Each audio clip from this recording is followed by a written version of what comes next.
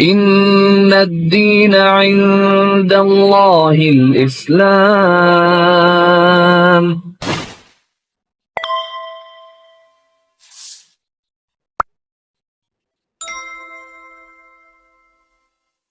Oke, jadi intinya berarti temennya Mbak Diksi ini sudah murtad, udah berapa lama? Berarti berapa ya? 10 tahun ya kalau. Oh, hampir 10 tahun. 10 tahun Tahun berapa? kayaknya. Ingat? 2013 katanya Oh, ya. 13. Berarti udah 10 tahun ya. Mhm. Terus murtadnya karena menikah aja atau karena Enggak, tadi pergaulan pergaulan? ya. Berarti dia menikah setelah murtad. Iya. Oke. Murtadnya apa namanya menikahnya tahun berapa? 2017. 17. Berarti sekarang udah kurang lebih jalan 6 tahun ya. Mhm. Oke, nah kalau dilihat dari seperti itu, berarti kan sepertinya kelihatannya menurut saya, dia murtadnya kan bukan karena pengetahuan berarti. Ya. Berarti kan karena pergaulan ya. Mhm. Kita mungkin pernah dengar, ada mungkin seorang yang dianggap ulama, mungkin ya. Mhm. Ada yang bilang begini, ini saya pernah dengar karena saya ingat terus nih. Dia pernah ngomong gini di YouTube-nya dia, jangan takut murtad katanya. Mhm. Pernah dengar? Enggak, belum. Di Cirebon? Belum. Ada yang disebut Buya Oh. ngomong begitu. Oh. Oke. Nah, saya sih nggak apa namanya, nggak mau menanggapi lah kalimat-kalimat seperti itu. Tapi intinya kalau buat saya, ya boleh juga memang jangan takut murtad, tapi kalau tanpa pengetahuan. Mhm. Tapi kalau pakai pengetahuan atau dia punya pengetahuan atau Mhm. punya ilmunya, insya Allah sih dia nggak akan murtad harusnya. Gitu. Ya. Ya, walaupun tadi saya bilang murtad mualaf itu hal biasa, Mhm. di negara juga nggak ada sanksi apa-apa. Tapi ini kalau kita sudah bicara mengenai agama, untuk agama kita sendiri, ya kalau ada yang mau murtad tanpa pengetahuan ya monggo aja silakan gitu. Makanya tadi saya tanya, mau diapain orang mau murtad? Udah, biarin aja gitu ya. Iya. Tapi kalau menurut Mbak Diksi memang itu perlu ditolong, nah kita sekarang kita bahas sedikit gitu ya. Mhm. Sekarang maksud saya, Mbak Diksi sebagai seorang muslimah, kalau ditanya Islam itu apa, misalnya nanya anaknya misalnya, Islam itu apa sih? Mbak Diksi kan bisa menceritakan dari A sampai Z. Mhm. Dari mulai kelahiran Nabi Muhammad Ya. SAW, menerima wahyu, berdakwah, sampai Berdakwah. hijrah, sampai ada menaklukkan Mekah gitu kan. Mhm. Sahabat-sahabatnya juga pasti Mbak Diksi semua kenal. Mhm. Akidahnya bagaimana, Mbak Diksi pasti tahu. Bisa bercerita. Rukun iman, rukun Islam Islam. pasti tahu kan. Mhm. Itu bisa diceritakan sebagai seorang muslimah yang tahu gambaran utuh agama yang dipeluk. Kira-kira temannya Mbak Diksi bisa nggak suruh nyeritain Kristen seperti itu? Kira-kira menurut pengamatan Mbak Diksi gitu. Ya kayak masih ragu ya saya, karena memang tadi saya belum masuk ke sisi spiritualnya ya. Iya. Saya belum Enggak, tapi bertanya. dari omongan dia nggak pernah ngomongin agama dia? Nggak pernah. Oh, oke. Heeh. Dia Hari ketika raya dia tahu nggak? Hari raya agama dia? tahu. Hah? Kemarin sempet lupa katanya. Oh, sempat lupa. Lupa tanggal.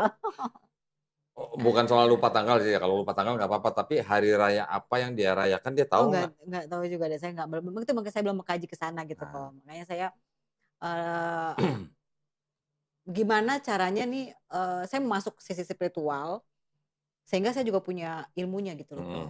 Oke, Gitu kan. nah sekarang gini, kan tadi saya bilang, Mbak Diksi kalau ditanya apa itu Islam, sejarahnya bagaimana, siapa nabinya, siapa Tuhannya, siapa sahabatnya, kitabnya apa gitu kan, Mbak Diksi pasti bisa jawab semua. Ya walaupun nggak ngelotok lah Iya, ya, nggak meletok, tapi gambaran utuhnya pasti tahu. iya. Sekarang kalau di Kristen tuh gini Mbak, Kristen itu kan adalah sebuah agama yang kalau secara akademis bersama-sama dengan Islam, Kristen, dan agama Yahudi, pernah dengar kan agama Yahudi? Secara akademis itu dibilang agama Samawi, atau yang disebut dengan agama Abrahamic Faith gitu. Tetapi kalau secara akidah kita nih sebagai umat Islam, secara akidah kita, agama Samawi cuma Islam. Kita berani bilang bahwa agama Islam itu agama yang benar, bukan agama yang paling benar. Kalau kita bilang agama yang paling benar, berarti ada yang lain yang benar. Iya. Kita yang paling benar, bukan begitu. Kita Islam harus berani ngomong Islam adalah agama yang benar. Yang lain salah buat kita, di mata kita. Tapi ini dalam konteks akidah. Tapi kalau dalam konteks bernegara, negara kan mengakui setiap agama yang sudah diakui oleh negara nih. Kan kita punya 6 agama yang diakui oleh negara. Masing-masing berhak menentukan atau mengakui bahwa agamanya yang benar. Secara akidah masing-masing. Begitu juga kita, gitu kan. Nah, kalau di dalam Kristen, tadi kan saya bilang ada Yahudi, ada Kristen, ada Islam. Yahudi kita tahu, mungkin kalau kita juga sering mendengar ada Taurat, ya, ada Bani Israel, yang di dalam Quran kita sering disebut. Ya, mungkin itu adalah sebagai yang disebut dengan Bani Israel dengan bentuk seperti sekarang yang apa istilahnya bangsanya sudah terpencar di mana-mana, tetapi sekarang mereka sudah punya negara sendiri yang di Israel yang merdeka 1948 yang disebut dengan gerakan Zionisme. Tapi kan juga ada Yahudi-Yahudi yang di luar Israel yang kelihatannya mereka mengikuti agama mereka bahkan protes kepada negara Israel sendiri. Ada yang begitu nggak? Di Amerika banyak orang-orang Yahudi yang protes dengan kebijakan Israel terhadap orang-orang Arab Palestina. Itu masih ada. Mereka adalah Yahudi-Yahudi yang merasa mengikuti Taurat dan mereka merasa bahwa mereka tidak perlu wajib pulang ke negara Palestina atau ke Israel. Karena mereka tahu nanti pada akhir zaman seperti apa mereka punya keyakinan sendiri lah gitu. Nah, dari Yahudi itu kitabnya ini, Mbak. Ini Ini kitabnya apa orang sih? Yahudi. Ini kitab semua? Ini kitab semua nih. Yang bawa nih semuanya Bible nih. Wih. Buat apa gitu Iya. banyak-banyak. Enggak, ini nggak dijual Oh, gitu. nggak dijual. Ini cuma buat nakut-nakutin doang. Gitu. Nah, ini kitabnya Yahudi nih. Ya, nama yang disebut mereka Tanakh. Tanakh itu singkatan Taurat, Nevi'im, Ketuvim. Taurat itu yang disebut dengan 5 kitab Musa. Kejadian, Keluaran, Imamat, Bilangan, Ulangan. Di Quran juga disebut ada Taurat, Zabur, Injil. Di sini ada yang nama Ketuvim, yang isinya salah satu adalah Mazmur. Mazmur itu yang kita kenal sebagai Zabur. Tetapi Taurat, Zabur, Injil yang dimaksud dalam Quran, itu bukan yang ini. Ini adalah kitabnya orang Yahudi. Yang kita yakini adalah Taurat, Zabur, Injil adalah wahyu-wahyu yang diturunkan Allah SWT kepada Nabi dan Rasulnya, termasuk Nabi Musa alaihissalam, Nabi Daud alaihissalam, Nabi Isa alaihissalam. Nabi Musa alaihissalam dengan Taurat, Nabi Daud alaihissalam dengan Zabur, Nabi Isa alaihissalam dengan Injil. Tapi ketiga kitab itu bukan ini atau bukan kitabnya orang Kristen. Karena kita meyakini bahwa nabi-nabi kita itu tidak menulis kitab. Mereka menerima wahyu. Mereka mengucapkan lisan. Wahyu itu dalam bentuk lisan yang diajarkan pada Bani Israel untuk zaman itu gitu. Sedangkan ini ditulisnya udah kira-kira ratusan tahun bahkan 1000 tahun dari zaman nabinya gitu. Makanya ini kita tidak meyakini ini kitab yang disebut Taurat, Zabur, Injil di dalam Quran gitu. Ini kitab ini ya. Nih ya, ini kitabnya orang Yahudi. Ini kemudian diterjemahkan menjadi ini. Ini saya ceritakan supaya Mbak tahu latar belakang Kristen ya. Ini kemudian diterjemahkan menjadi bahasa Yunani. Ini bahasa Ibrani, Mbak. Ini Ibrani diterjemahkan bahasa Yunani. Kemudian Kristen juga punya kitab-kitab yang disebut dengan Perjanjian Baru. Perjanjian Baru itu dari mulai Matius, kitab Matius sampai Wahyu. Ini ditulis kira-kira dari mulai abad pertama, kira-kira 30 sampai 50 tahun setelah Yesus atau Nabi Isa alaihissalam. Kalau yang ini diterjemahkan menjadi bahasa Yunani, kira-kira di abad ketiga sebelum Masehi, sebelum ada Yesus. Yang ini disusun kira-kira di abad kelima sebelum Masehi. Ya. Jadi ini bahasa Ibrani terjemahkan bahasa Yunani, ditambah dengan kitabnya orang Kristen. Nah, ini menjadi kitabnya orang Kristen. Ya, ini bahasa Yunani, ini juga bahasa Yunani, ini bahasa Ibrani. Ini kitabnya orang Kristen. Nah, sekarang saya mau kasih tahu Mbak Diksi akidahnya mereka. Saya berusaha seobjektif mungkin loh ya. Kalau kita Islam, kita berakidah Qul huwallahu ahad. Ya, kita bersahadat asyhadu alla ilaha illallah, asyhadu alla ilaha illallah wa asyhadu anna Muhammadar Rasulullah. Muhammad Rasulullah. Jadi nabi kita adalah Nabi Muhammad SAW. Di Kristen mereka mempunyai akidah bahwa yang disebut dengan Nabi Isa al-Masih atau Isa alaihissalam itu atau Yesus Kristus dianggap sebagai Tuhan. Tuhan ya. Tuhan. Nggak cuma nabi tapi Tuhan. Di kitabnya Yahudi itu tidak ada menceritakan tentang Yesus. Tetapi setelah diterjemahkan menjadi bahasa Yunani, ini dikoreksi oleh orang-orang Kristen awal di abad-abad pertama, kedua, ketiga, sampai keempat yang ditulis seolah-olah berbicara mengenai Yesus di Perjanjian Baru.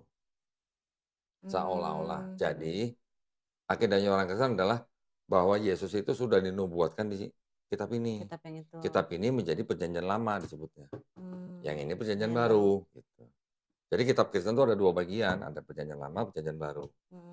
Mereka percaya bahwa Yesus yang di Perjanjian Baru itu sudah dinubuatkan di Perjanjian Lama.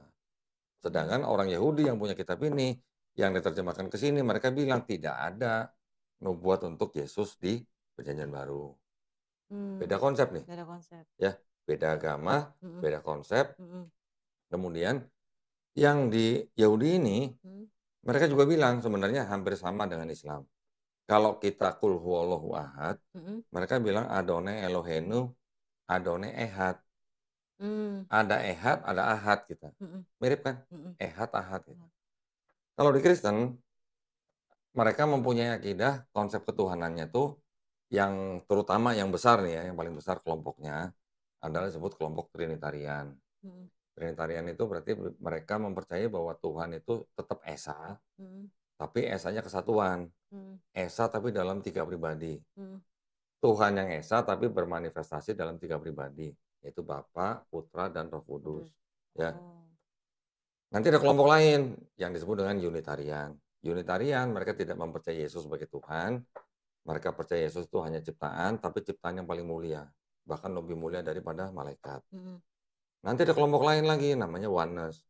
Mm. Mereka percaya bahwa Bapa itu ya Yesus, Yesus itu ya Bapa, satu pribadi, bukan 3 pribadi. Gitu. Mm. Jadi ada 3 kelompok utama nih di Kristen.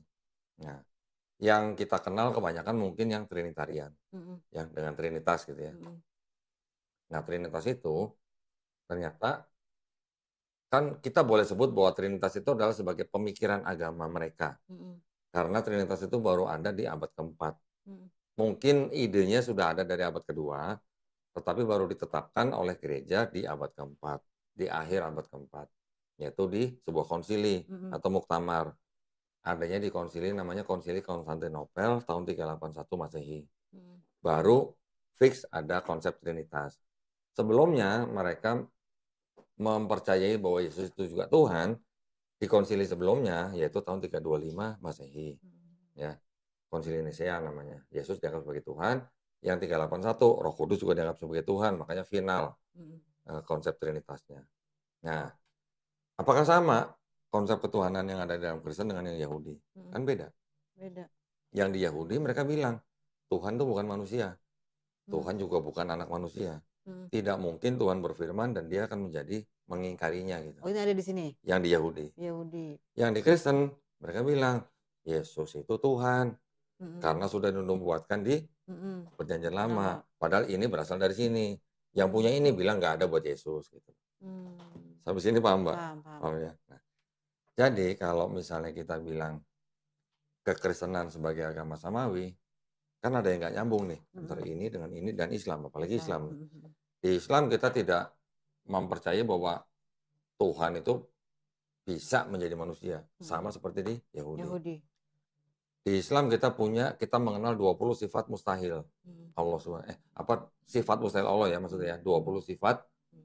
Tetapi kan Allah juga tidak mungkin menjadi ciptaan gitu. Allah juga Maha Suci, tidak mungkin menjadi ciptaan yang tidak Maha Suci. Kita mengenal Allah Maha Kuasa, tapi juga Allah punya sifat mustahil. Kurang lebih hampir sama dengan ini. Gitu. Ada di Yahudi. Kalau yang di sini, nah ini yang penting nih Mbak, ini akidah penting nih. Di Yahudi, yang disebut dengan Tuhan Sang Pencipta, mereka biasa sebut dengan Hashem. Hashem itu kata ganti untuk nama itu gitu loh. Jadi ada sebuah nama dengan 4 huruf, yang saking sucinya mereka nggak berani sebut gitu. Mereka nggak berani ngomong sebut itu dengan 4 huruf itu.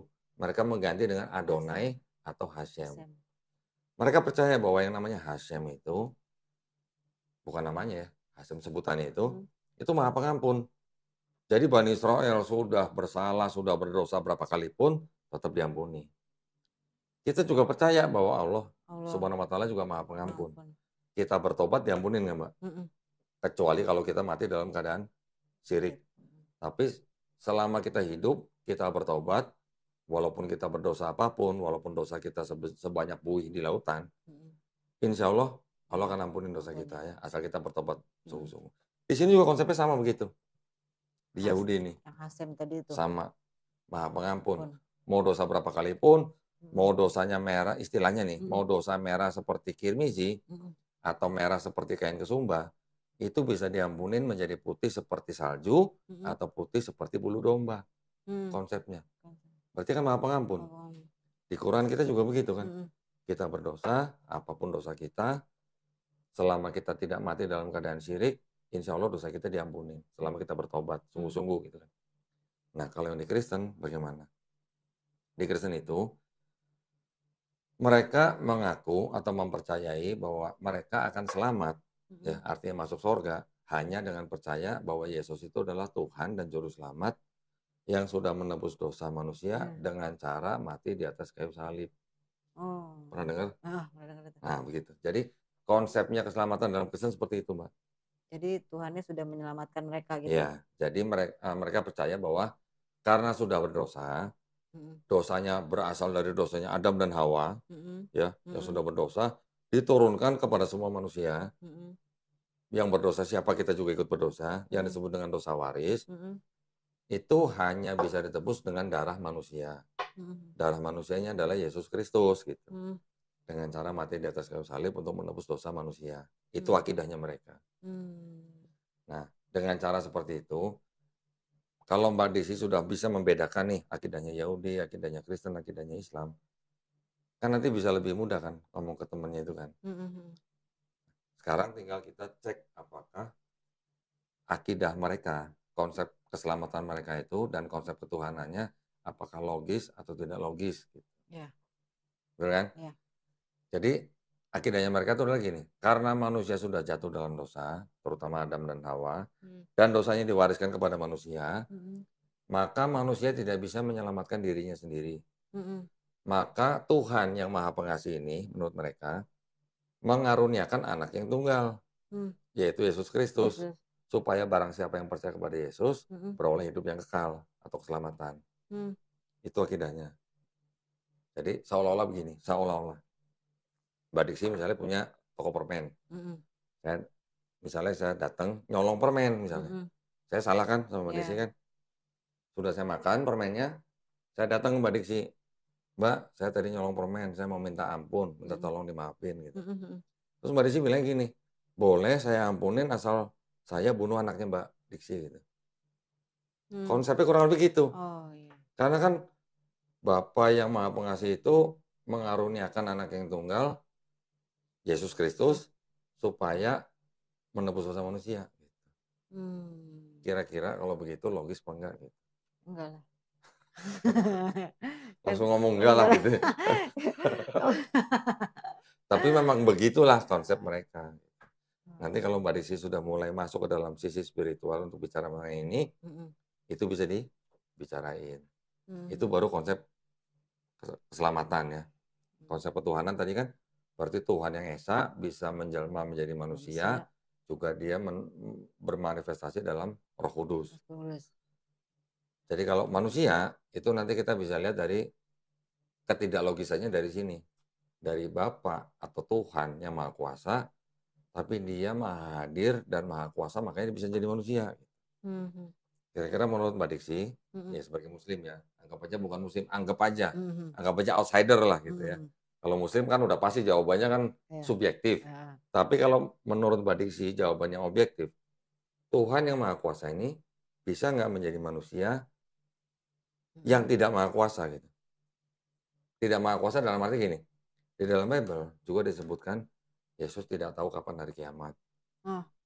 Ya, Yesus tidak tahu kapan buahara musim. Ada di situ? Ada. Ya.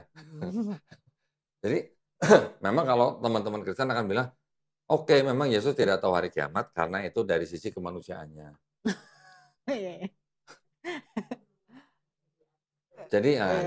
Jadi ada konsepnya pada saat dia menjadi manusia, dia punya keterbatasan.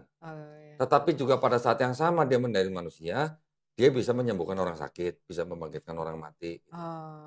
Ada mujizatnya. Ya. Tapi pada saat yang sama juga, dia juga tidak tahu kapan pohon ara musim gitu, apa berbuah gitu. Ada di sini.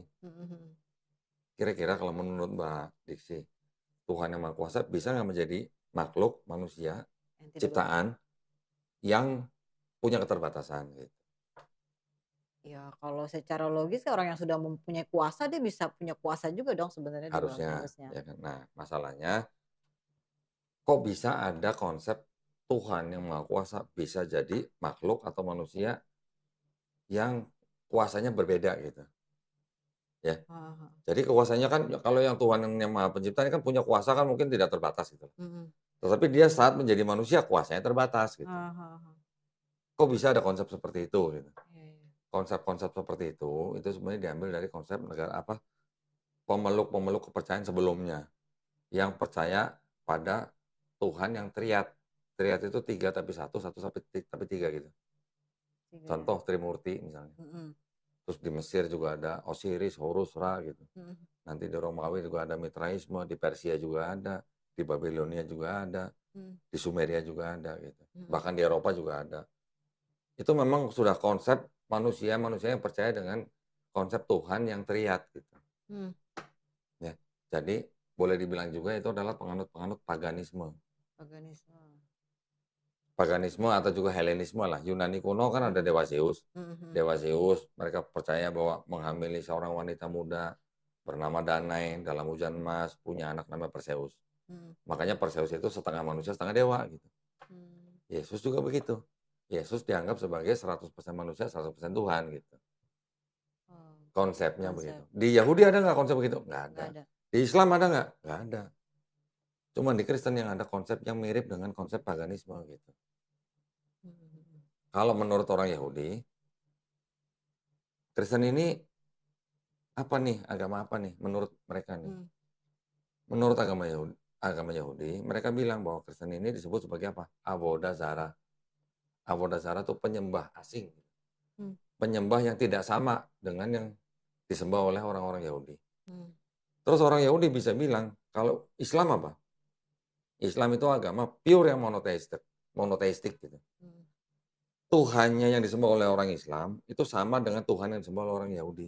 Yang Mmm. mereka sebut dengan Hasem, kita sebut dengan Allah Subhanahu wa taala. Mhm. Mereka mengakui bahwa yang orang Islam sembah Allah Subhanahu wa taala itu sama dengan yang disebut Yahudi. Hasem oleh Hasem. mereka. Yaitu Tuhannya siapa? Tuhannya Nabi Abraham alaihissalam, Tuhannya Nabi Yakub alaihissalam, Tuhannya Mhm. Nabi Ishak alaihissalam. Mmm. Mereka berani ngomong begitu. Mhm. Ada di kitab Enggak, ya? ini Oh. pendapat pemuka Oh. agama mereka. Mhm. Tapi kalau kepada Kristen mereka sebut apa? Mereka sebut sebagai Avodah Zarah, penyembah asing gitu. Pagan bukan kalau kita tanya. Mereka kan bilang pagan gitu. Mhm. Artinya mereka menyembah sesuatu yang jauh dari konsep monoteisme gitu lah. Mhm. Jadi memang bahkan diakuin sendiri oleh pemuka agama Kristen di abad keempat, namanya Santo Gregory Nyssa, dia mengatakan bahwa Kristen itu adalah perpaduan konsesi antara monoteismenya Yudaisme dengan politeisme Yunani kuno. Dijadikan satu menjadi Kristen. Sampai di sini Mbak kira-kira paham? Paham. Konsep akidahnya mereka, konsep ketuhanan mereka, konsep keselamatan mereka gitu. Sedikit paham. Paham ya? Mhm. Yang saya jelaskan ini saya cuma berusaha menggambarkan gambaran utuhnya gitu. Mhm. Saya nggak masuk ke detail-detail ayat-ayatnya lah. Mhm. Tapi apa yang saya omongin itu ada di dalam sini gitu. Mhm.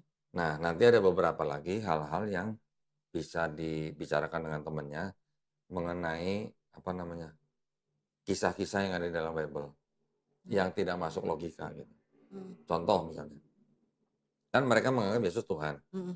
Tetapi mereka juga percaya bahwa Tuhan itu turun menjadi manusia untuk menebus dosa manusia dengan cara mati di atas kayu salib. Ya kan? Mhm. Kalau Yesus Tuhan, sebelum dia turun ke bumi, dia tahu nggak dia bakal mati? Harus tahu dong. Mhm. Kalau dia tahu bakal mati, itu boleh nggak tindakannya saya sebut sebagai tindakan bunuh diri? Iya. Tindakannya, Heeh. bukan motivasinya. Mhm. Motivasinya mungkin mengorbankan dirinya. Mengorbankan diri. Tapi tindakannya Bunuh diri. bunuh diri. Iya. Boleh nggak Mbak? Nggak boleh. Maksudnya boleh nggak saya sebut itu tindakan Iya, bunuh diri? boleh bunuh diri. Boleh dong. Iya. Logis nggak kira-kira? Enggak. Oke. Tetapi di dalam sini, itu ada kisah-kisah seperti ini. Bahwa Yesus pada waktu mau ditangkap oleh imam-imam Yahudi pada saat itu, dia menyuruh murid-muridnya jual jubah dan beli pedang Mhm. untuk berjaga-jaga. Karena dia bersama murid-muridnya bersembunyi di Taman Getsemani, menghindari kejaran dari imam-imam Yahudi. Walaupun akhirnya ketangkep di situ, tapi dia menyuruh muridnya jual jubah beli pedang. Gitu. Jual jubah beli pedang. Kira-kira pedang buat berjaga-jaga dong Iya, pasti buat dong. jaga-jaga. Jaga-jaga. Mhm. Bukan buat motong bawang dong pasti dong. Terus pada saat ditangkap, ada cerita yang agak sedikit kontradiksi gitu. awalnya Yesus nyuruh murid jual jubah beli pedang, tapi pada saat pedang itu digunakan oleh muridnya untuk memotong kuping salah satu Yahudi. pembantu imam Yahudi, Mm, Yesus sendiri yang bilang, apa namanya, jangan kamu pakai pedang itu gitu. mm, Kalau kamu pakai pedang, kamu akan mati oleh pedang gitu. mm. Yesus bilang jangan kamu pakai pedang, yang pakai pedang akan mati akan pedang. Tapi ini nyuruh muridnya jual jubah beli pedang gitu. Iya, iya, iya, iya. Paham ya maksud saya kan? Terus kemudian pada saat di Taman Getsemani, sebelum Yesus tangkap, Yesus tuh berdoa sama Tuhannya. Mm-mm. Yesus Yesus berdoa sama berdoa Tuhan, kepada Tuhannya, Tuhannya. walaupun Yesus dianggap Tuhan, Ah, ah, Tuhan berdoa kepada Tuhannya gitu. ah, ah. Ya, Itu ada di situ ya, Yesus berdoa ada, pada Tuhan ya. ada. Ah, ya, terus Tapi Yesus menyebut Tuhannya dengan sebutan Bapa, Bapak. gitu ya, Bapa. Nah, Yesus sendiri bilang gini, jikalau bisa, lalukanlah cawan ini daripadaku. Cawan ini lambang bahwa penyalipan gitu. Mm-mm. Jadi kalau diterjemahkan ke bahasa sederhananya, kira-kira Yesus nih ngomong, kalau bisa gue jangan disalib dong gitu. Ya, tapi kalimat akhirnya Yesus juga bilang, tetapi bukan kehendakku yang terjadi, tapi kehendakmu yang terjadi. Mm-mm. Artinya kalau Yesus bilang, bukan kehendak Yesus yang terjadi, tetapi kehendak Bapa yang terjadi, kehendak Tuhannya, berarti kan ada dua kehendak yang berbeda nih. Mm-mm. Bapaknya berkehendak dia mati di atas kayu salib, Yesusnya Siap. bilang, kalau bisa lalukanlah cawan ini Iya, daripadaku. iya. Berarti ada dua Tuhan yang punya dua kehendak yang berbeda. Oh iya, iya, Kan iya. gitu kan? Iya, iya. Betul nggak? Betul. Artinya di situ kan Yesus sebenarnya dia nggak mau disalib. Mm-mm. Nanti orang Kristen akan bilang lagi, itu sisi kemanusiaannya. Gitu. Mm-mm. Siapa yang nggak takut disalib gitu loh. Mm-mm. Ya. Mm-mm. Tapi kan harusnya karena Yesus Tuhan kan dia tahu mau disalib. Gitu. Iya. Berarti tadi dua, ada pedang, terus dia juga berdoa supaya nggak disalib. Berarti kan ini indikasi dia rela disalib atau enggak? Mm-mm. Kelihatannya dia rela nggak disalib? Enggak. Enggak dong. Enggak. Kemudian setelah dia ditangkap, dibawa ke imam besar, diadilin. Mm-mm. Ditanya-tanya sama imam besar, ya mungkin jawabannya mungkin kurang memuaskan imam besar, Yesus ditampar sama penjaga imam besar. Mm-mm. Yesus protes, gue salah apa gitu? Kalau gue salah, tolong kasih tahu salahnya di mana. Mm-mm. Kalau gue nggak salah, kenapa gue ditampar gitu Mm-mm. istilahnya bahasanya. Mm. Padahal Yesus mengajarkan murid-muridnya, kalau ditampar pipi kanan, kasih pipi kiri. Ada di situ. Ada, itu ayatnya ada di sini. Oh gitu. Kira-kira gimana menurut Mbak Riksi? Rela Iya, nggak berarti kalau gitu dia mau salib? enggak rela lah. Ya karena dia protes kan? Iya, diprotes. Berarti ada yang istilahnya Berlawanan gitu lah, berlawanan. Jadi kontradiksi gitu yang lah. ditulis dengan yang dilakukan berbeda gitu kan? Ya. Oh. Terus diceritakan di sini juga, pada waktu Yesus disalib, Mm. di atas salib Yesus teriak, Eli, Eli, lama sabachthani. Bahasa Eli. Ibrani. Mm-mm. Artinya, Allahku, Allahku, mengapa engkau meninggalkan aku? Gitu. Hmm. Kira-kira kalau dengan kalimat seperti itu tuh kalimat Yesus rela disalib apa enggak? Kenapa? Kenapa? Kalimat yang Yesus rela disalib apa enggak? Enggak. Ada memang kalimat lain, jadi dari 4 gospel itu ada cerita, ada 7 kalimat Yesus di atas kayu salib. Mm-mm. Saya nggak ingat semua, tapi salah satunya adalah Eli, Eli, lama sabachthani. Kemudian ada yang bilang, kuserahkan nyawaku. Mm-mm. Kemudian ada yang bilang, kasihlah ampunilah mereka karena mereka tidak tahu apa yang mereka perbuat. Mm-mm. Ada kalimat-kalimat seperti itulah. Mm-mm. Artinya kalimat-kalimat ini adalah kalimat-kalimat yang sebenarnya nggak sinkron semua. Mm-mm. Artinya nggak bisa disatukan. Karena ada satu kalimat yang kok, mengapa kau meninggalkan aku gitu. Mm. Berarti kan nggak rela. Nggak rela. Kalau memang dia rela disalib, kenapa harus teriak begitu kan gitu. Mm-mm. Udah gitu, selama hidupnya di dalam Bible ini diceritakan bahwa Yesus selalu memanggil Tuhannya dengan sebutan Bapa. Mm-mm. Tahu-tahu di atas kayu salib menyebutnya Eli, Eli. Eli gitu. Kira-kira tuh Yesus apa bukan gitu. Yang disalib gitu. Nggak pernah ada di dalam Matius sampai Yohanes, Yesus menyebut Bapa dengan sebutan Eli. Hanya pada waktu disalib dan teriak-teriak Eli, Eli gitu. Hmm. Kira-kira Yesus atau bukan tuh yang disalib gitu. Ya itu kita serahkan ke mereka lah. Karena kalau di Quran kan kita jelas. Iya. Ya. Beda. Wa ma qataluhu wa ma shalabuhu. Mm. Udah, gitu kan. Berarti kalau Yesus teriak Eli, Eli, lama sabachthani, kira-kira tuh yang disalib Yesus atau bukan gitu. Mhm. Itu sih hanya inilah. Tetapi dari beberapa indikasi itu, kelihatan bahwa Yesus sebenarnya tidak rela disalib. Hmm. Gitu. Ya, itu akidah. Beda. Nanti Mbak boleh tanya ini ya. Yang kedua, berikutnya, yang menyalib Yesus adalah tentara Romawi. Hmm. Ya. Mm-mm. Tentara Romawi itu nyalib Yesus karena diperintahkan oleh gubernur yang bernama Pontius Pilatus. Ya.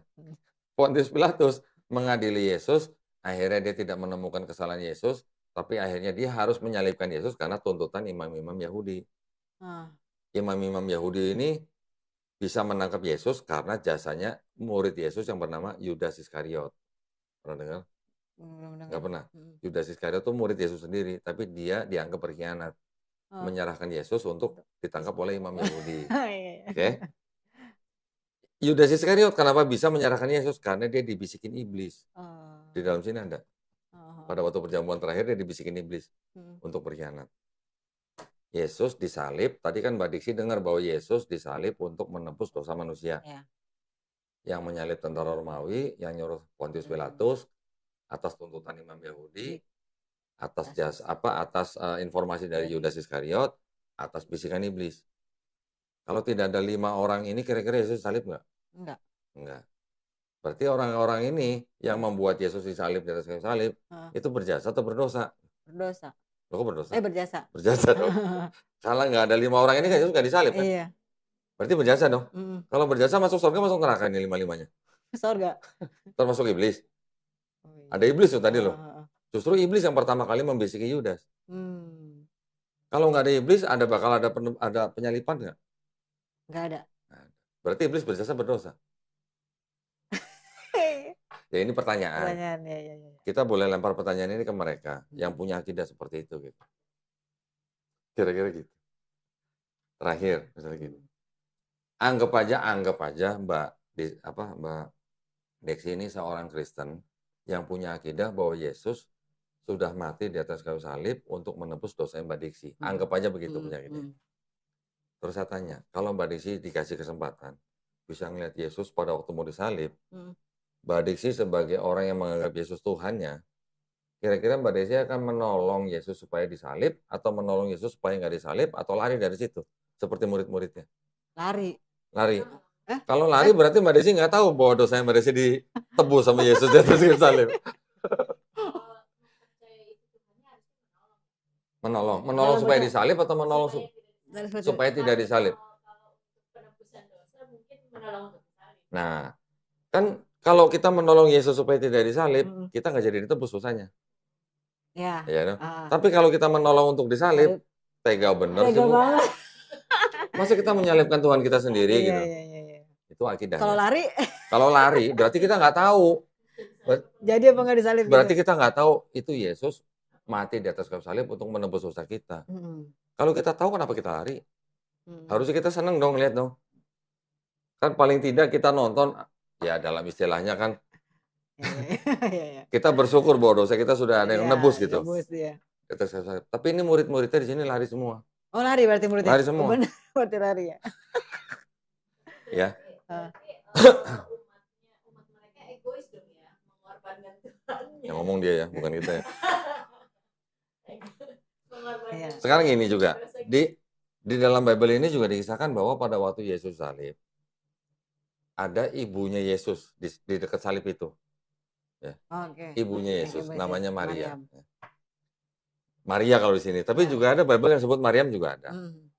Di film-film kalau kita nonton, Yesus lagi disalib, ada ibunya juga kan di bawahnya kan? Atau di gambar-gambar juga ada kan? Ibunya Yesus yang sedang di bawahnya salib itu, kira-kira menurut Bayu sedang menangis atau sedang tertawa? Menangis. Kenapa Bu kira-kira menangis? Kan sebelum disalib itu mereka dia dicambuk. Iya, dicambuk, disiksa gitu lah ya. Terus kalau nggak salah itu yang mahkota. Pakai mahkota duri, ya. Duri-duri, Iya. Kira-kira kenapa ibunya nangis, Bu? Sedih. Anaknya. Disalib. Apakah Maria itu nggak tahu kalau dosanya Maria ditebus sama mati Yesus di atas kayu salib? Maria yang salah. Akidahnya gitu, Mbak. Iya. Walaupun bagaimanapun, kita tetap harus menghormati akidah orang lain, kepercayaan orang lain. Tapi itu yang tertulis di sini. Nah, itu kan bisa ditanya dengan logika-logika, seperti yang tadi pertanyaan saya. Apakah Yesus rela disalib? Apakah orang-orang yang menyalib Yesus itu berjasa atau berdosa? Apakah kalau kita bisa melihat Yesus, kita mau lari atau mau nolongin gitu? Apakah Maria yang lihat itu sedih karena dia nggak tahu dosanya ditebus gitu? Kalau dia tahu dosanya ditebus kan harusnya jangan menangis dong Bu. Gembira dong harusnya. tawa gitu ya. Kira-kira gitu, Mbak. Iya. Oke. Ya, paham ya. Paham. Itu bisa ditanyakan ke teman-teman kita yang Kristen. Jawabannya nanti mungkin bisa bervariasi lah. Ada orang Kristen yang karena logikanya jalan, pada saat dia ditanya, kamu kalau lihat Yesus mau disalib, kamu ngapain? Saya tolong Yesus supaya nggak disalib. Pada waktu dia bilang, lah kalau kamu tolong Yesus nggak disalib, dosa kamu nggak ditebus. Oh iya, ya kata gitu. Kenapa bisa begitu? Karena berkontradiksi dengan logika. Logika, betul. Saya udah berapa kali orang Kristen di sini saya tanya, jawabannya begitu rata-rata. Saya tolong Yesus supaya nggak disalib gitu. Lah dosa kamu nggak ditebus. Bengong dia. Oh iya ya kata gitu. Oke. Gitu. Kira-kira gitu Mbak. Gambaran utuhnya lah.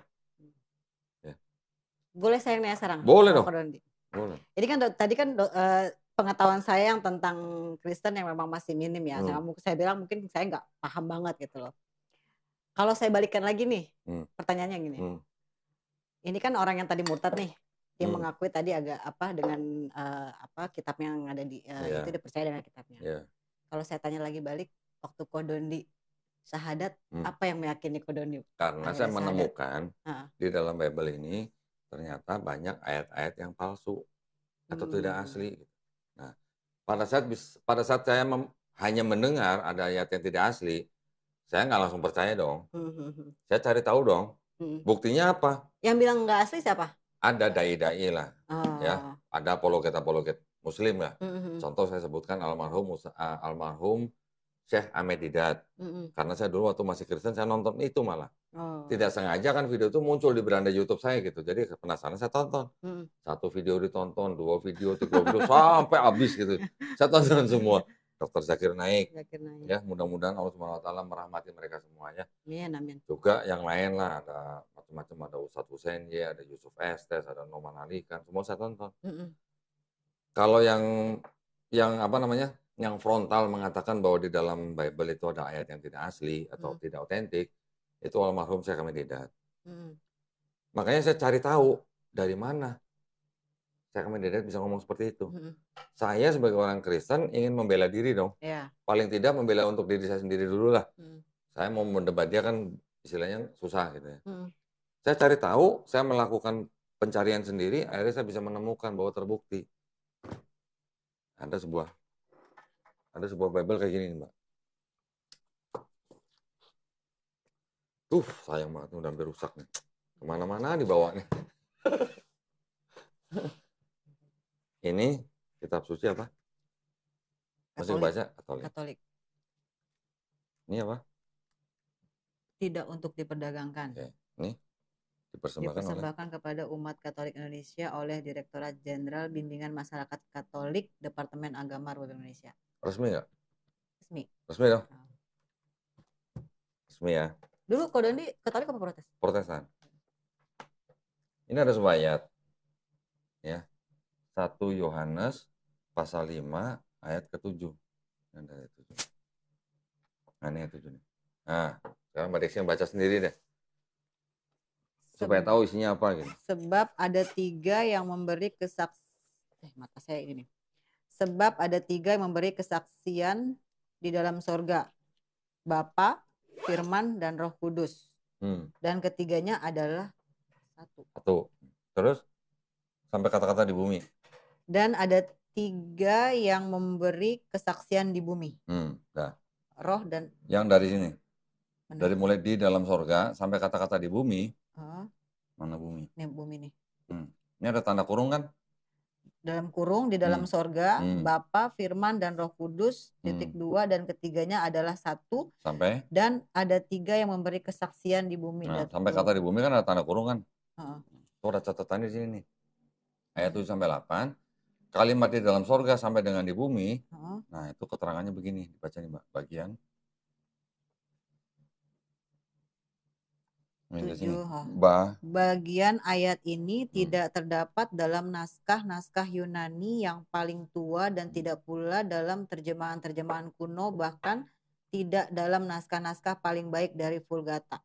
Terus? Bagian ini kiranya aslinya sebuah catatan di pinggir halaman salah satu naskah terjemahan Latin yang kemudian disisipkan ke dalam naskah-naskah oleh penyalin dan akhirnya bahkan disisipkan ke dalam beberapa naskah Yunani.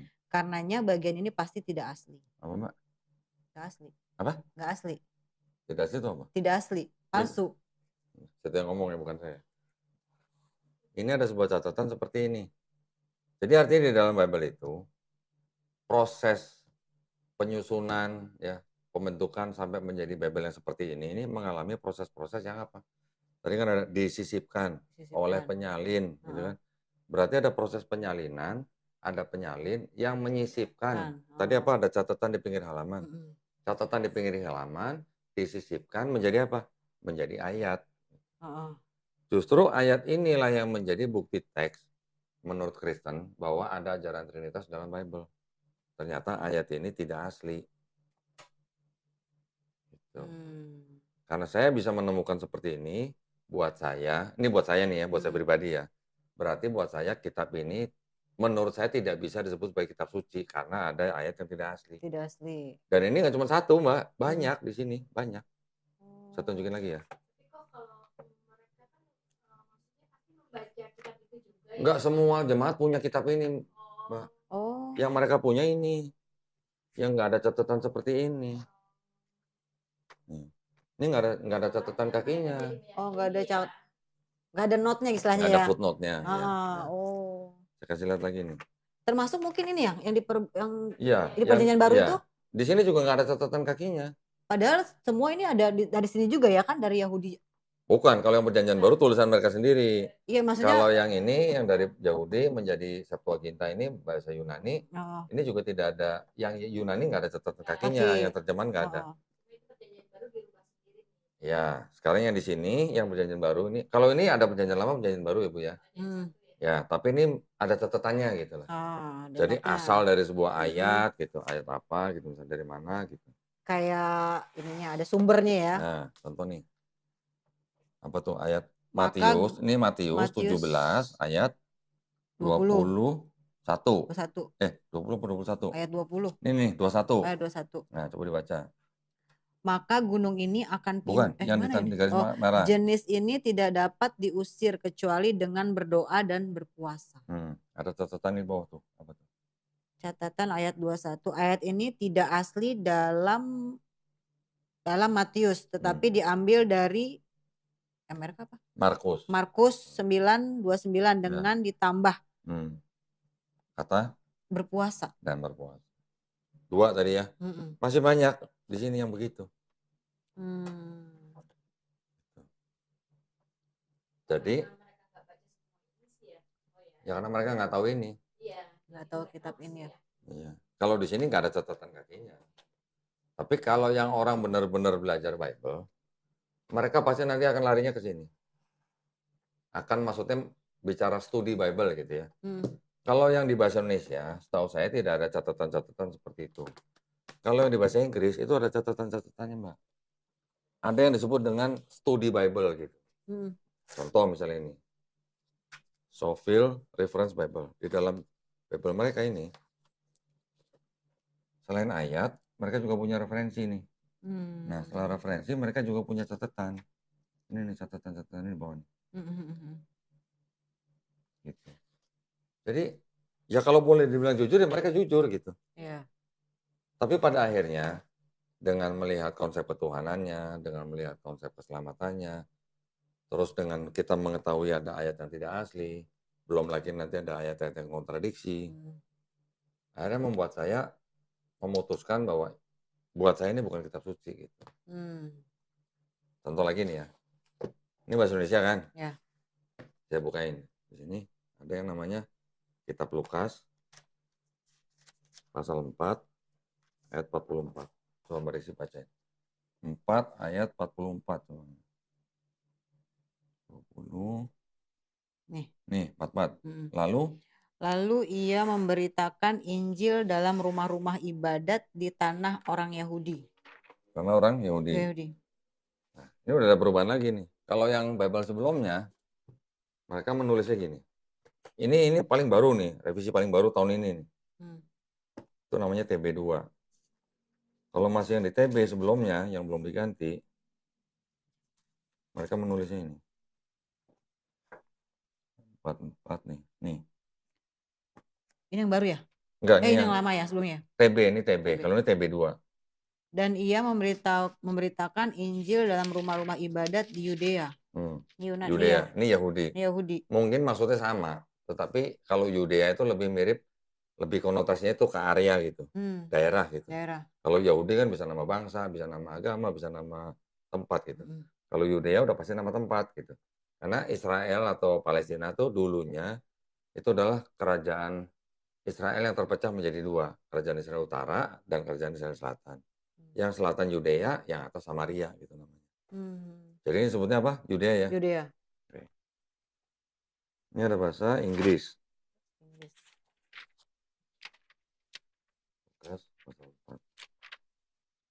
Ini di surat yang sama padahal ya? Di surat yang sama, iya. 4 ayat 4. Ini kitab mana? Yang Inggris? Ini namanya New King James Version. Bible versi bahasa Inggris yang paling populer. Ya. Tadi kan ini kan Lukas 4 pasal 44. Ini kan Lukas 4 pasal cari 44 tuh. And the priest and the synagogues of Galilea. Galilea tuh di Israel Utara.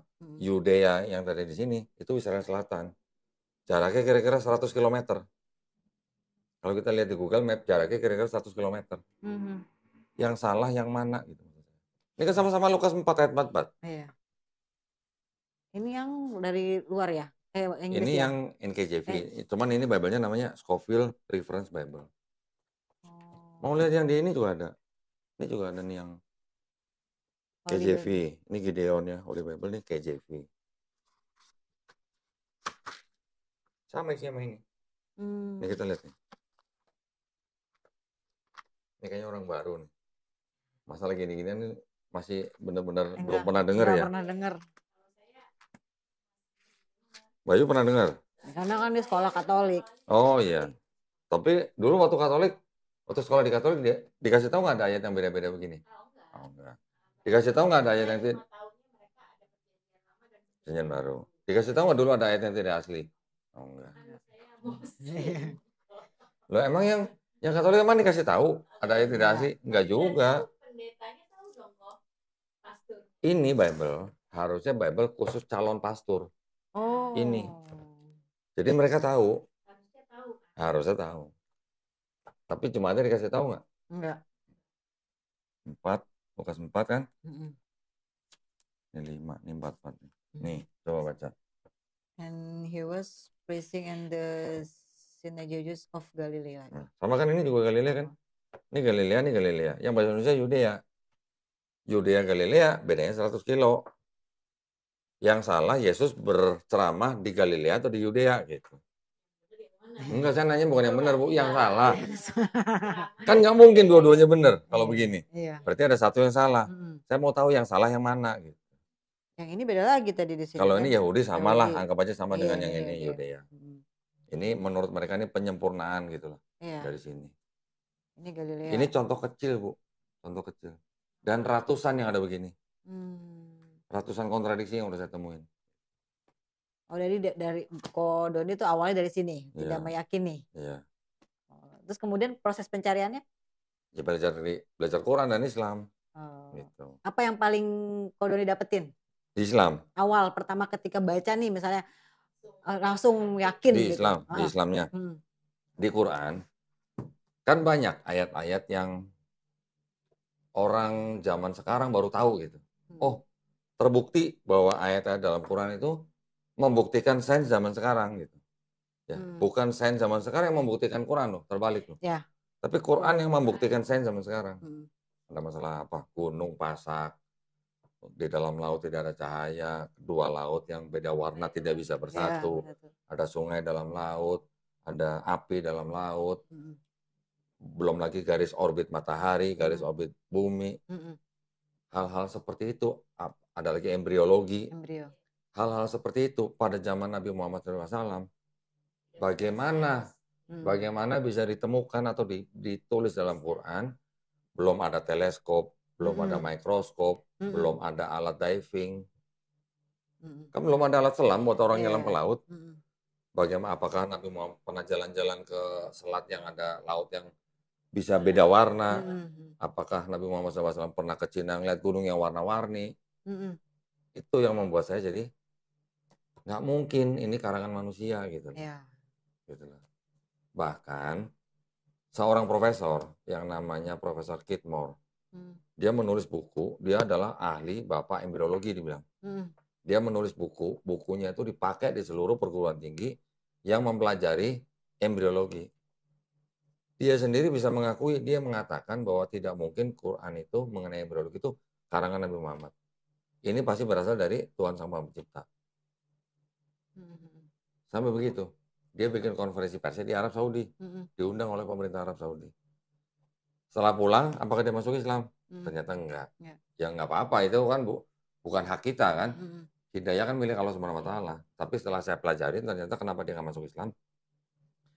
Karena orang tua dia itu adalah Kristen golongan Presbyterian. Yang mengajarkan si Profesor Kidmore ini bahwa semua agama sama gitu. Ada pernah dengar begitu kan? Sering kan? Bahkan Kiai Haji juga ada yang ngomong begitu kan, Bu? Ada yang mengatakan begitu gitu. Ayahnya si Profesor Kidmore tuh ngomongnya begitu gitu. Jadi buat dia dari kecil dia sudah beranggapan bahwa ya Tuhan itu satu, cuman orang ini yang berbeda-beda dalam beribadah kepada Tuhan yang satu itu gitu. Ya nggak apa-apa, that's fine gitu, buat kan itu kan menunjukkan bahwa hidayah itu memang milik Allah Subhanahu wa Ta'ala gitu. Belum lagi nanti cerita banyak, ada Profesor Maurice Bucaille dan sebagainya banyak. Ada seorang profesor di Thailand yang mengadakan konferensi atau seminar. Dia dengan apa ya namanya, dengan bangganya menunjukkan bahwa dia menemukan ada reseptor sakit, pain reseptor namanya, di bawah kulit lapisan ketiga. Ya. Jadi dia bilang kalau orang yang kena luka bakar pada level tertentu yang sudah parah, yang sampai reseptor sakit di bawah kulit itu sudah rusak, dia malah tidak merasakan sakitnya. Ya, orang yang luka bakar, ya. level tertentu, yang pain reseptor di bawah kulitnya sudah rusak, dia malah tidak merasakan sakitnya. Di Quran udah ditulis, orang yang dimasukkan ke dalam neraka, dia akan dibakar, setelah itu apa? Kulitnya akan ditumbuhkan lagi. Supaya apa? Supaya ngerasain sakit. Gitu loh. Iya. Profesor dari Thailand itu setelah mendengar itu, dia masuk Islam. Ada. Banyak. Ada lagi profesor Jepang. Meneliti tentang air, macam-macam. Ya, meneliti tentang ruang angkasa, begitu juga. Sudah ada di Al-Quran. Sudah ada semua di Al-Quran. Nah, siapa kira-kira yang menurunkan ayat di Quran itu? Kalau bukan yang menciptakan langit dan bumi, yang bukan menciptakan manusia, hewan, dan tumbuh-tumbuhan. Iya kan? Kalau bukan yang menciptakan manusia, bagaimana bisa ditulis ada sakit ada orang disiksa di neraka, ditumbuhkan lagi kulitnya gitu. Macam-macam. Itu yang membuat saya tidak bisa menolak bahwa ini pasti berasal dari yang menciptakan manusia dan langit dan bumi gitu. Langsung berubah keyakinannya. Iya, mau nggak mau. Kalau kita menolak berarti kita apa namanya ya, membohongi diri sendiri berarti. Akhirnya gitu. yang tadi di Injil tadi itu ada apa di kitab Kristen itu hilang semua. Pemikiran-pemikiran yang tadi Yesus yang menyelamatkan. Otomatis hilang.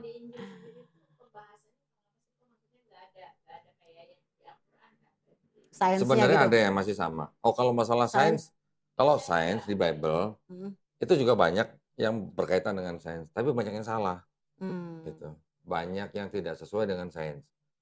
Pernah dengar Galileo Galilei? Dihukum, ya kan? Dihukum jadi tahanan rumah. Kenapa? Karena dia mengemukakan suatu teori sains yang bertentangan dengan Bible. Sama gereja dihukum jadi tahanan rumah. Sampai saya lupa matinya kenapa, tapi akhirnya Paus dari Vatikan akhirnya minta maaf ke keluarganya Galileo Galilei.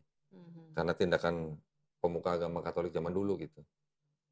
Itu mengenai kalau nggak salah pusat alam semesta itu matahari atau bumi gitulah.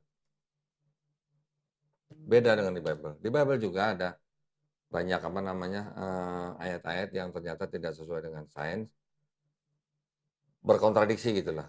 Saya sudah pelajarin semua sebabnya kenapa, kok bisa kontradiksi, kok di sini banyak kontradiksi, apa namanya, diceritakan kisahnya sama tapi nama orangnya beda, angkanya beda gitu. Mau lihat contohnya? Mana? Nih. 2 Tawarik. Oke, yang di sini 2 Raja-Raja 8. Nah, ini yang dikuningin baca. Ia berumur 22 tahun pada waktu ia menjadi raja dan setahun lamanya ia memerintah di Yerusalem. Yang disebut ia ini kan adalah ini. Siapa tuh? Ahazia kan. Berapa umurnya? 22. 22. Terus yang ini? Ya, sebentar. Nih. Ahazia berumur 42 tahun pada waktu ia menjadi raja dan setahun lamanya ia memerintah di Yerusalem. Nama ibunya ialah Atalia cucu Omri. Lah ini kan Bener satu. nggak? Sama nggak? Sama. Nama ibunya siapa? Cucu siapa sama? Sama nggak? Sama. Satu buku. Orangnya sama. Satu buku, tapi yang di sini berapa tahun? 22. Yang di sini? 42. Nah, sekarang udah dirubah di sini. Sudah dikoreksi. Oh. Kitab suci dikoreksi? Enggak lah harusnya. Enggak ada lah. Nanya doang. Nah, ini kayak bikin buku jadinya kan. Nih, kalau yang tadi 2 Raja-Raja, berapa di sini? Ahazia berumur 22 tahun pada waktu menjadi raja dan selama setahun ia memerintah di Yerusalem. Nama ibunya Atalia cucu Omri. Dua-dua lagi. Ini kan 2 Tawarik kan. Bentar. Ini kan, nah ini 2 Raja-Raja. Kita lihat yang 2 Raja-Raja.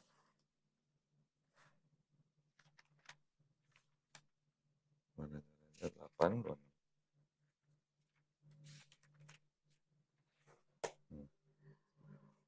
Ia berumur 22 tahun pada waktu menjadi raja dan selama 1 tahun ia memerintah di Yerusalem. Nama ibunya Atalia cucu Omri raja Israel. Ya.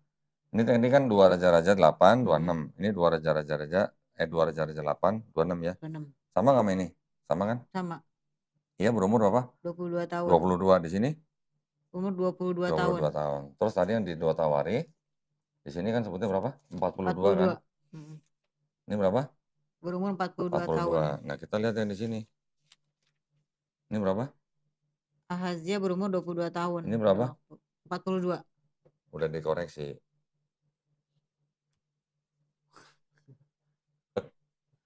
Ini bedanya apa sih kok? Ini sama ini? Tadi? Ini TB. TB itu singkatan terjemahan baru. Jadi yang lama ada terjemahan lama 1912, ini TB disusun 1974. Ini baru keluar nih tahun ini. Oh. 2023. Ini baru? Ya, new edition lah gitu. Oh. Jadi sebutnya TB2 gitu. Berarti orang yang di sekitaran umur 1974 sampai 2000 masih pakai yang ini. Pakai yang ini. Ya. Terus yang 2003 ini baru keluar tahun ini, Oh. Gitu. Tadi berantem nih. Bener. Nah, itu tadi udah dikoreksi kan? Iya, yang tadinya 42 di sini koreksi jadi 22. Nanti ada lagi yang begitu. Mengoreksi ini berdasarkan apa?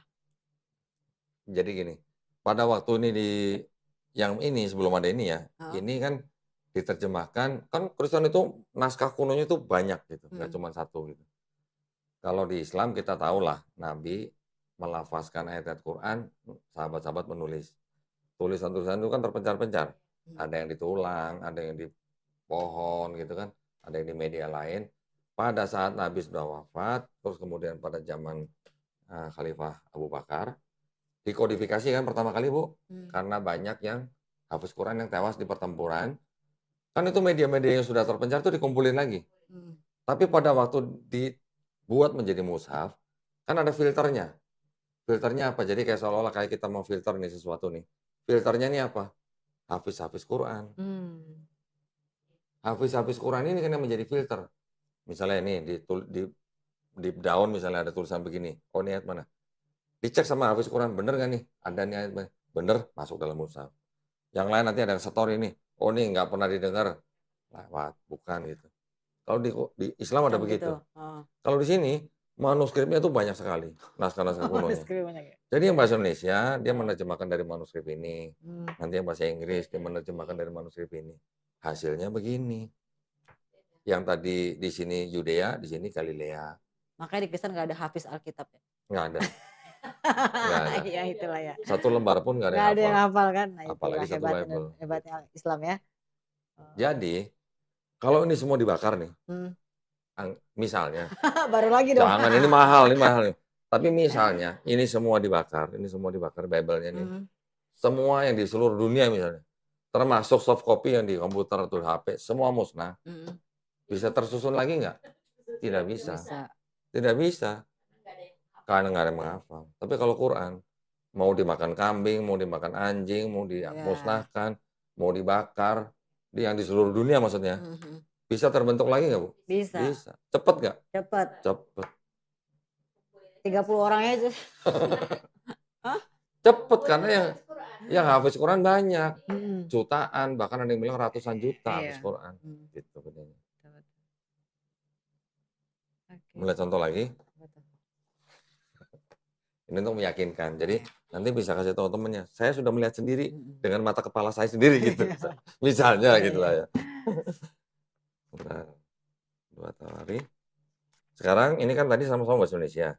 Kita sekarang cek bahasa Inggris. Boleh dong? Kan sama-sama. Ya. 2 hari. 3 Mei. Tolong bacain. Berapa? Saya yakin berumur 8. Berapa? 18 tahun. 18. Waktu ia menjadi raja dan 3 bulan 10 hari. Enggak, ini lain. Oh, lain. Lain. Oh, lain. Oke. Yakin berumur 18 tahun pada waktu ia menjadi raja dan 3 bulan 10 hari lamanya ia memerintah di Yerusalem. Ia melakukan apa yang jahat di mata Tuhan. Berapa tahun umurnya? 18. Ini baca dari sini nih. Yang kuning. Yehoyakin was 8 year old when he... Berapa? 8 years. 8 tahun. Bener. Ini 18. Ini 8 years old. 8 tahun. Yang salah yang mana gitu maksudnya.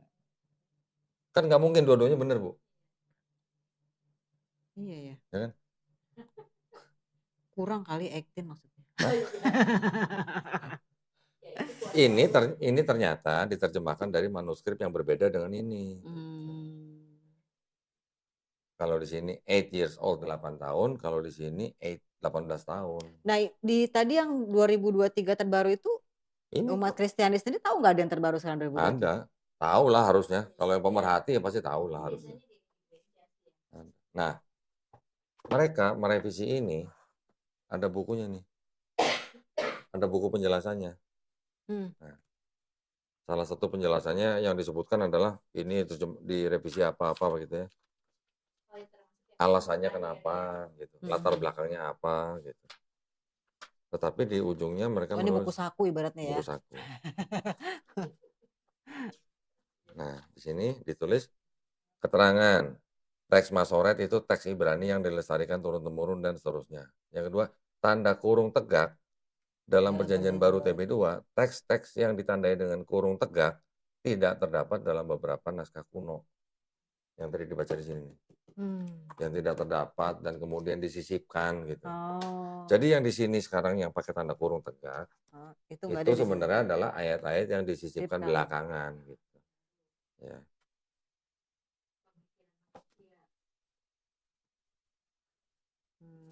Kalau di Islam kan juga ada ya Bu ya. Islam sebagai din juga sebagai tamadun. Din gitu ya. Islam sebagai agama juga ada yang mengikuti pemikiran agama. Nah, kalau di Kristen juga begitu. Trinitas itu juga pemikiran gitu. Hasil pemikiran bapak-bapak gereja awal gitu. Berarti berapa perjalanan mencari tahu ini berapa tahun, Kodon? Kalau yang mendalami ini sih mungkin sekitar 2 tahunan lah. Tapi sebelumnya saya nunggu kira-kira total hampir 7 tahun. Karena saya waktu itu merhatiin muslimnya gitu. Mengamati muslimnya, bukan mengamati ajarannya. Kan setelah Kodon tahu nih ya, terus di muslim itu kan juga banyak nih yang bertentangan ya, maksudnya kelompok-kelompok gitu kan. menurut pemahaman ini Hmm. gitu kan, nggak Nanti usah ada yang nanya jauh-jauh. gini, kamu Islamnya NU apa Islam Iya kan Muhammadiyah gitu gitu kan, kata. kayak misalnya kata umat Kristiani juga dia aja hari rayanya aja beda-beda gitu Hmm. kan, seperti Hmm. itu kan ada omongan-omongan seperti itu ya kan.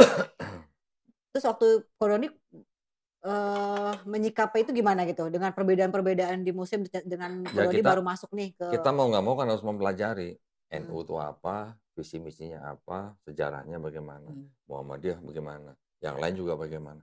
Sampai kita juga harus mengenal apa itu Syiah gitu kan. Nanti ada lagi golongan-golongan yang dianggap sesat gitu atau menyimpang gitu loh. Itu kita harus belajarin. Kalau nggak pelajarin kita asal ikut aja, nah itu yang bahaya. Nah, alhamdulillah saya bergabung dengan sebuah yayasan yang namanya Yayasan Pembina Mualaf At-Tauhid. Ya, channelnya Gerah Mualaf gitu. Nah, alhamdulillahnya di Yayasan Pembina Mualaf At-Tauhid ini kita tidak memandang anggotanya dari golongan mana, kita nggak lihat. Mau dari partai politik juga boleh istilahnya. Tetapi di dalam Yayasan Pembina Mualaf At-Tauhid ini diharamkan sesama muslim berdebat. Gitu ya. Apalagi yang diperdebatkan adalah sesuatu yang sudah selesai mungkin ratusan tahun yang lalu gitu. Yang sudah diselesaikan oleh ulama-ulama kita zaman dulu gitu.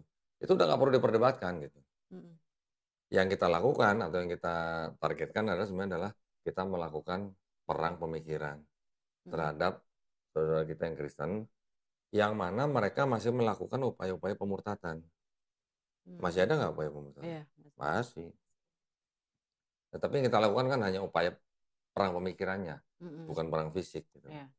Kita tetap harus menghormati, keluarga sebesar saya masih Kristen semua, masih Kristen semua.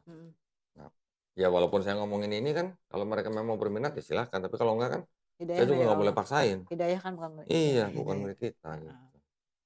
Jadi sekarang udah paham kan ya, konsepnya di dalam Kristen seperti apa. Konsep ketuhanannya bagaimana, konsep keselamatannya bagaimana. Kemudian apa yang saat ini juga meyakini Kodandi untuk benar-benar bergerak dan fokus dalam hal ini. Nah, ini tujuannya adalah apa? Untuk membentengi akidah umat Islam dari upaya-upaya pemurtatan. Gitu. Nah, itu dia. Salah satunya juga untuk misalnya menjadi menjadi cara atau pertolongan pada contoh pada temannya Mbak Diksi itu. Gitu. Saya sering kedatangan tamu di sini ya, orang tua yang anaknya hampir murtad atau bahkan saudara yang murtad. Datang sini kita ngobrol sama anaknya. Disebutin nanti cara-caranya mereka bisa murtad dari mana, gimana ceritanya kok tahu-tahu bisa ketemu orang. Kadang-kadang nggak diduga Bu, bisa terjadi di pasar, di depan Indomaret, saya nggak boleh sebut merek ya, di depan minimarket lah pokoknya ya. Bisa terjadi, ketemu misionaris atau pendeta diajak gereja. Jangan salah loh, di dalam gereja tuh sistem kekeluarganya jauh lebih bagus daripada masjid. Tanya Mbak. Tuh. Terutama Pantai Kosta, Bu. Sistem kekeluarganya. Mentang-mentang orang Padang denger Pantai Kosta saya langsung ingat, oh ini Kohani. Nah, mereka sistem kekeluarganya tuh bagus banget. Ada yang sakit. Terus ada yang sakit besuk. Terus ya gitu. Jadi memang sistem kekeluarganya mereka bagus. Dibandingkan dengan masjid yang kita lihat nih, kita kalah jauh. Terus terang, saya bisa berani ngomong gitu. Karena saya pernah berada di sana. Gitu. Kemudian kan Kodoni sering nih kedatangan, tadi kan bilang kedatangan orang yang udah mau murtad, orang yang sudah murtad gitu kan ya. Ini saya kesini juga kan otomatis kan karena saya pengen belajar nih sama Kodoni kan. Karena saya dapat satu kasus yang saya rasa saya butuh ilmu juga nih untuk ngadepin orang semacam inilah ya gitu ya. Menurut Kodoni sendiri insting nih ya, kita bicara insting Kodoni mungkin sering mensyahadatkan. Insting emang apa nih? Sudah sering mensyahadatkan gitu kan ya, mensyahadatkan gitu ya. Kedatangan saya ke sini tuh ada nggak keyakinan Kodoni sendiri bahwa ini bisa gitu? Ini bisa tuh maksudnya? Oh ya, temennya Mbak Diksi itu? Bisa menarik. Keyakinan ya maksudnya, karena kan kita kan kalau bicara tentang tauhid atau akidah kita ya, kita meyakini bahwa pertemuan itu semua sudah ada. Tidak ada yang kebetulan. Tidak ada yang kebetulan. Bahkan tadi hari ini pun kita nggak secara mendadak banget gitu kan. Makanya kan tadi saya bilang kalau bisa temennya bawa sini harusnya. Itu nyerahin Ini diri sekarang namanya. saya ngajarin Mbak Desi, nanti Mbak Desi ngajarin orang itu lagi. Iya. Kalau sama yang saya omongin, kalau beda. Ya, itulah makanya kan itu proses kan, Ya, ya tapi kan. kan alhamdulillah sekarang zaman udah bisa direkam. Ya. Mbak Desi nanti kalau bisa tunjukin ke temennya rekaman ini juga boleh. Atau Mbak Desi bisa mempelajarin lagi kan bisa. Iya sih. Tapi meyakini ya. Tapi saya yakin temennya itu pasti nggak paham gini-ginian yang tadi saya sebutin. Yakin nggak paham ya? Saya yakin dia nggak paham. Yang cuma ikut-ikutan itu biasanya waktu kita ke NTT tahu kan, ingat kan? Mereka bawa nenteng-nenteng Bible waktu ke gereja begini. Tapi apakah di rumah mereka baca? Apakah mereka pelajarin? Enggak. Ingat waktu di masjid yang mana tuh yang malam-malam kita mati lampu itu? Oh, yang di ya. Ya, yang kita nginep situ. Yang ada anak muda kan suruh kita buka kan? Dia sendiri nggak tahu kan? Gitu. Tapi gini, Mbak, intinya kalau untuk siapapun lah, untuk teman Mbak Desi atau untuk yang lain, kita cuma bisa kembali hidayah itu milik Allah Subhanahu wa taala. Walaupun dia orang pintar, entah dia bukan kurang pintar, tetapi kalau belum dipilih Allah, tetap aja. Gitu. Jadi saya nggak bisa ngomong orang itu pasti nanti syarat, nggak bisa, nggak boleh. Kalau saya ngomong begitu, saya berarti mendahului. Itu Mbak. Ya berarti kita meyakini bahwa hidayah itu miliknya. Iya. Karena kan orang yang datang ke sini pasti semua ada prosesnya. Iya. Ya, kan? Ya alhamdulillah kebanyakan yang datang ke sini yang dari Kristen setelah melihat bukti-bukti ini, alhamdulillah banyak yang sadar. Ada juga yang enggak, orang pendeta datang ke sini juga pernah. Waktu saya tunjukin ini ya nggak banyak ngomong, akhirnya pulang gitu. Ya karena dia pendeta, mungkin dia masih mikir dunia gitu. Ya kalau pendeta kan hidupnya memang dari situ gitu. Tapi kalau pemikirannya terbuka, Ya. dia bisa memahami secara logika pasti. Ya. Insya Allah ya. Ya. Ya ada juga pendeta yang masuk Islam juga ada. Ya, tapi kan itu berarti kan orang itu kan sudah bisa menomorsekiankan duniawi gitu kalau udah begitu. Tapi kalau dia masih mengedepankan duniawi, susah. Ya, mudah-mudahan ini yang tadi kita obrolin ini selain membawa manfaat buat kita, insya Allah bisa membawa manfaat buat temannya Mbak Desi. Ya, syukur-syukur kalau beliau menerima hidayah dari Allah Subhanahu wa taala, alhamdulillah. Itu bonus buat kita. Betul. Yang penting kerjaan kita udah kelar. Iya. Sampaikanlah walaupun hanya satu ayat. Ya. Tapi kalau mereka lain ceritanya. Perintahnya mereka lain nih kalau mau tahu nih. Yang kuning. Perintahnya mereka begitu. Karena itu pergilah, jadikanlah semua bangsa muridku dan baptislah mereka dalam nama Bapa dan Anak dan Roh Kudus. Itu perintahnya. Jadikanlah semua bangsa muridku. Baptislah mereka dalam nama Bapa dan Putra dan Roh Kudus. Tapi sayangnya ayat ini tidak asli. Oh gitu. Disisipkan lagi. Disisipkan. Di sini mungkin tidak ditulis begitu ya. Tetapi dari ahli-ahli perjanjian baru, hampir rata-rata semua ahli-ahli perjanjian baru sudah mengatakan bahwa ayat ini tidak asli. Ini adalah sisipan dari gereja Romawi di abad kedua. Banyak sekali. Ada juga Bible-Bible yang memberikan komentar bahwa ayat ini adalah sisipan di abad kedua dari gereja Romawi. Bahkan ini ada tulisan juga, itu Paus nyinggung-nyinggung masalah ini. Banyak sekali sebenarnya. Sayang kan? Iya. Itu perintahnya loh, itu disebut perintah agung loh, the Great Commandment loh. Ternyata tidak asli, tidak otentik gitu. Mantap. Oke. Ya jadi kita hanya bisa berdakwah baik kepada saudara kita yang muslim maupun yang belum muslim. Saya nggak nyebutnya non muslim, saya nyebutnya belum muslim. Kalau belum muslim kan bisa jadi doa kan, bisa jadi muslim kan. Ya kita hanya bisa berikhtiar, berdakwah. Semuanya, sisanya, hasilnya bagaimana serahkan pada Allah Subhanahu wa taala. Gitu. Ya, Mbak. Ya. Cukup? Cukup, terima kasih. Kapan kita sunat-sunatan lagi? Secepatnya. Kita mau ke NTT kan? Kapan? Ya nanti di rencananya.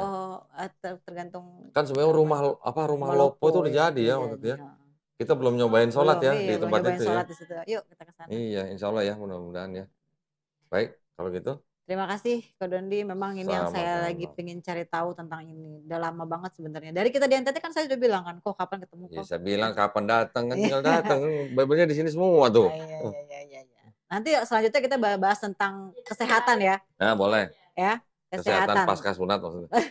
Kan kita sempat ngobrol tuh yang masalah di Al-Qur'an ya kan, Ko Dondi Oh iya. mempelajari tentang ilmu kesehatan tuh bagaimana ya Iya. kan, apalagi tadi kita bicara bahwa banyak sekarang yang mencoba untuk memurtadkan kan ya, yang menghindari di pelosok-pelosok yang nggak ngerti tentang Al-Qur'an atau kitab gitu kan. Iya. Ya, Ingat ya juga. waktu itu kita pas pernah ke satu tempat di NTT yang ada pondok pesantrennya, yang dari jalan itu kita turun ke bawah itu. Ingat kan? Iya. Di kampung itu masih ada misionaris-misionaris yang datang, yang melintir-melintir ayat Quran. Ada videonya waktu itu saya dapat dari Kwani. Nah itu, kan kita yang harus gimana ya? Iya. Perjuangan kita masih jauh. Masih jauh. Kita berjuang lagi. Yang penting udah wisuda ini. Udah bebas ya. Alhamdulillah. Kalau udah wisuda udah bebas. Oke, saya tutup ya. Ya. Baik, kalau begitu buat para pemirsa juga yang ingin mendukung perjuangan dakwah kami, silakan bisa kirimkan ke BSI nomor 111889988 atas nama YPM Atawhid Jakarta. Konfirmasi bisa ke 018 9883 7007. Mbak Deksi mungkin kalau ada rekening dari RHC yang mau disampaikan boleh. Kalau hafal. Kalau nggak hafal sih kalau. Tapi ya Instagramnya Rufaidah Humanity Care. Nah, itu ya buat para pemirsa silakan ikuti RHC ya di Instagram ya. Baik, kalau begitu terima kasih banyak atas perhatiannya para pemirsa. Mudah-mudahan partisipasi para pemirsa diterima di sisi Allah SWT sebagai amal jariah ya. Amin ya rabbal alamin. Wabillahi taufiq wal hidayah. Wassalamualaikum warahmatullahi wabarakatuh.